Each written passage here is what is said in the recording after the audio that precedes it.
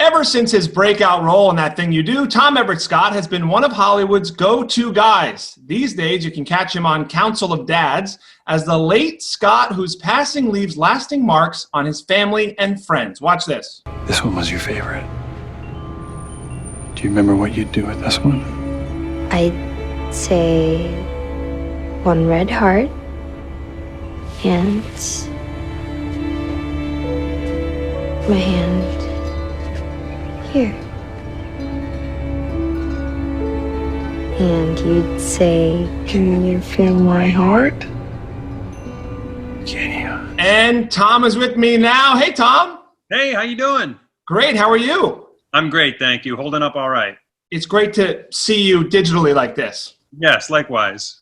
So let's talk about the show. This is such an emotional release. Is there anything about this story that you relate to right now? Yes, I mean, especially the theme of family, since I'm getting to spend quite a bit of quality time with mine at the moment, which selfishly I'm really enjoying. One thing about Council of Dads is that, a family is a unit that is not necessarily comprised of people who are all, the same, bloodline or DNA. It could be the group that you are with that you love. And I think that as we're forced to deal with each other in these situations with our family and kind of work on these issues, I think this is such a great show for this time. It's kind of eerily perfect. For sure. It reminds you of what's important right out of the gate. And a spoiler alert for anybody who doesn't know yet, but your character does die in the first episode. And that makes way for the council, but we get to see him come back a little bit. There's a dream sequence. Tell me a little bit about that. Yeah, so there's a scene where I reappear, and I don't want to give too much away. The story takes place in Savannah, which is known to be a bit of a haunted city. The impact of my character, Scott, has been left on this family in so many ways and continues to be a part of the series throughout. So the Council of Dads itself was formed by Scott with the idea that this group of people would help raise his kids after he's gone. Did you read the whole season in one sitting? What was it like early on? Starting out when we did the pilot back in March of 2019, I got the script on a Sunday morning. I fell in love with it. I was on a plane the next day to Savannah and getting to know my TV family within days. For me, it was perfect. I'm on another show called I'm Sorry, which is on True TV. And so I wasn't really able to, break that contract and become a regular on another show. So this was perfect. This gave me an opportunity to be part of a show and not have to, be on two shows. Perfect. Let's talk about I'm Sorry. It was just renewed for season 3. It looks like you guys are getting started. You're shooting right after the coronavirus hit, right? There's been talk, like everybody just trying to figure out a way to reopen Hollywood. We were 2 weeks into shooting when we had to shut it down. So we're ready and raring to go. When they open the sets up, we'll get right back to it. What can you tell us about the new season? Season 3 has a lot of interesting stuff. We keep pushing the envelope.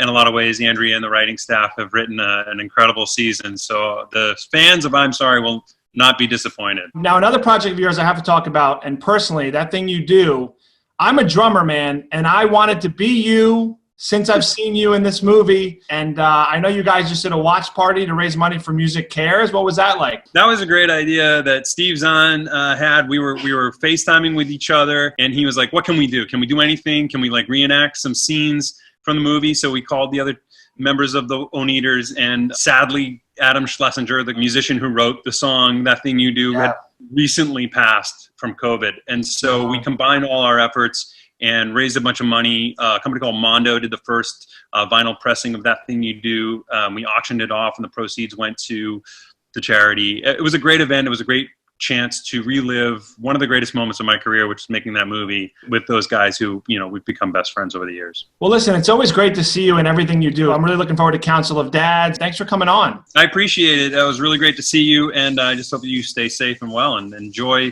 the drums. Are you playing these days? Are you getting out behind a set?